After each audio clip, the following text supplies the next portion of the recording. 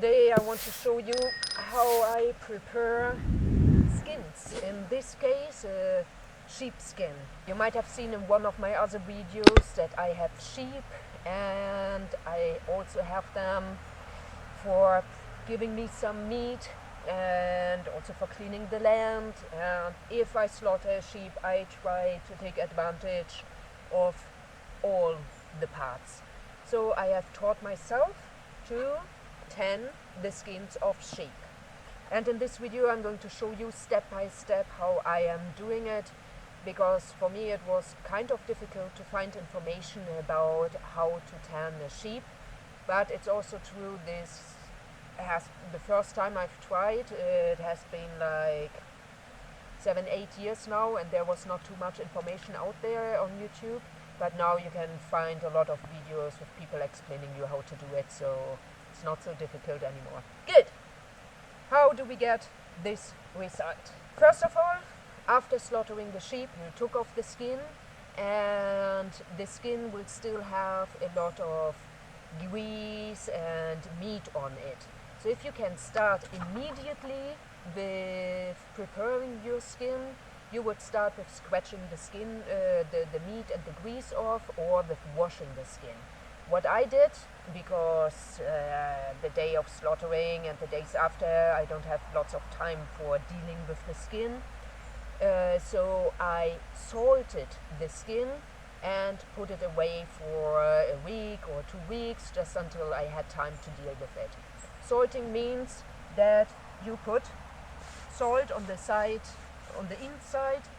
You can fold it, put it in a bag, and hang it somewhere where the other animals, such as dogs and cats, can't get. Then, when I had time, I got my skin and I removed the salt and I put it into a big bucket to let it soak, because actually the fur, or well, the wool has a lot of pieces of plants in there, or some shit from the sheep, and well, it's dirty, so you want to wash it, and actually you want to wash it more than once.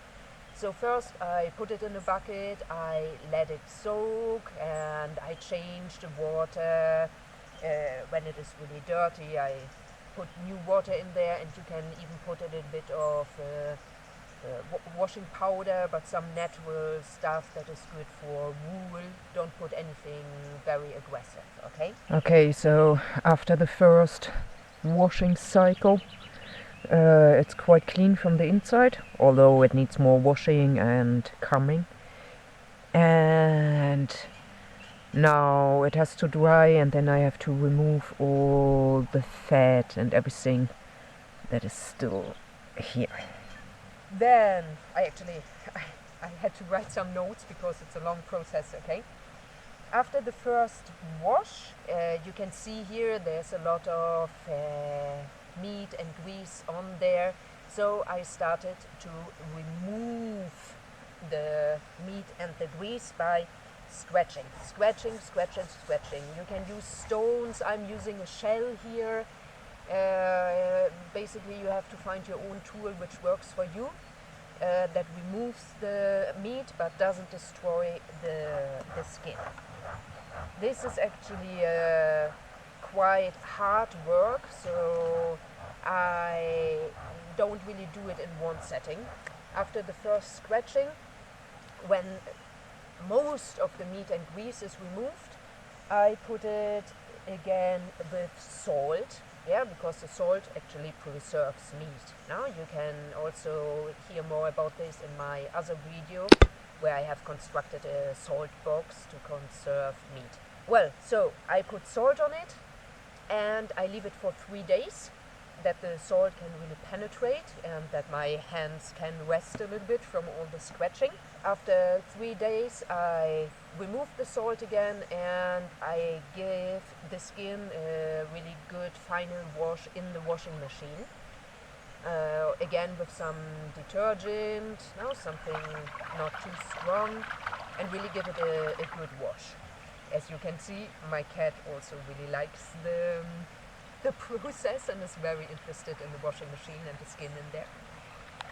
So then when your skin is washed again and is clean, then comes the stretching. This you do when the leather, well, when your skin is wet, okay? You have to find yourself some kind of edgy thingy, or yeah, like it can be the edge of a table, for example, where you go like this, and you have to do it in all directions of the skin, and do it like with all the strength you can, okay? Really pull, like really give all you can. I actually did it on a metal pole I have put for the chain for one of my dogs, Jenny. If you haven't seen my video about my dogs, check it out, please. Yeah, this metal pole for me is like, just feels the most practical thing. The more you do the stretching, the more fibers you will break, and the softer the skin will be in the end, okay? So I really recommend you to put all your strength into the stretching part. Then your skin is clean now, stretched, and it is wet. So what we want to do is to build a frame where to hang your skin. I just constructed a frame from some timber. Take the measurements of your skin and do the frame accordingly. And then I put the skin into the frame with a stapler. A lot of people do it with nails, or I mean for nails you need like your two hands to hold the nail and the hammer, and for the stapler you only need one hand so you can stretch the skin and staple it. So for me personally, I prefer a stapler. And I also use some strings to stretch the skin even more at the places where the stapler can't, where the skin doesn't reach the frame in order to use the stapler. Then I hang the skin in the sun to let it dry. It's really important at this point that it gets really dry, so if you do this process, choose some days where the sun can help you to dry your skin, okay? Don't do it on a rainy day. So your skin is dry now, and what I do then, I'm a little bit of a perfectionist, so I remove the last layer with sanding paper. Yeah, I go there again and I try to get the last layer of meat or grease. There isn't really meat or grease anymore, but just to kind of make it perfect, okay? So I use sanding paper. And then you prepare the tanning agent. In this case, it's just eggs and vegetable oil. And from the eggs, only the yolks, okay? So discard the other part and make yourself an omelette or whatever. And mix the yolks with vegetable oil. What I did here, I used 8 yolks or 9 yolks for the size of the skin. And then more or less the same amount of vegetable oil. You mix it all nicely together, and then you put it on your skin, okay?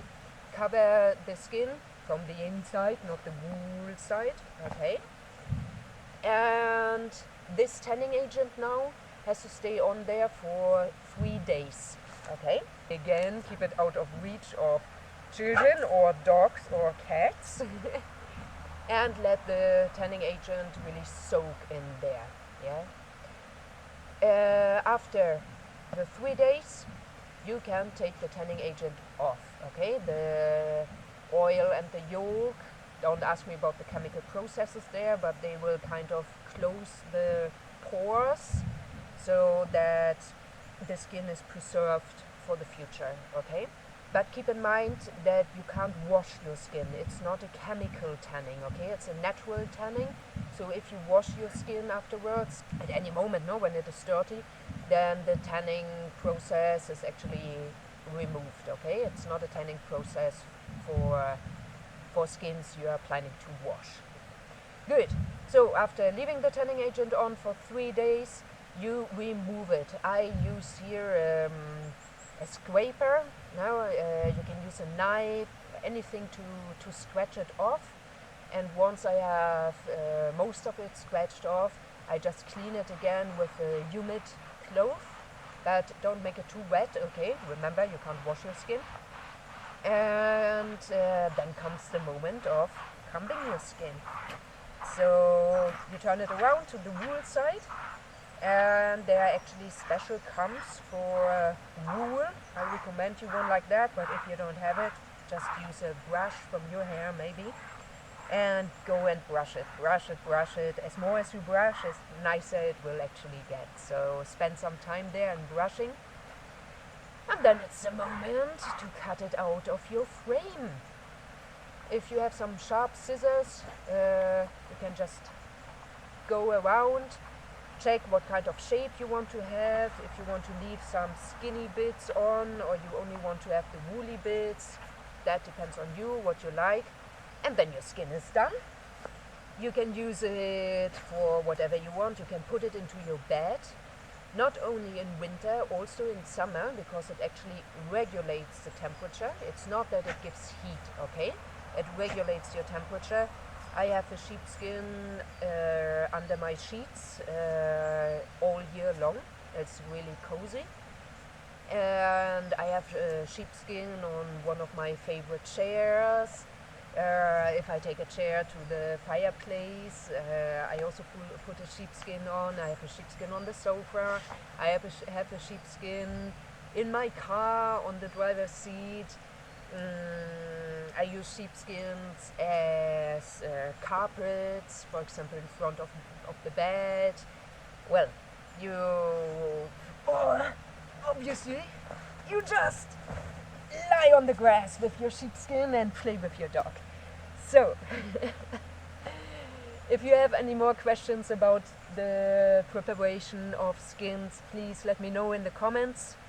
And subscribe to my channel, you could really help me with that. And yeah, try it.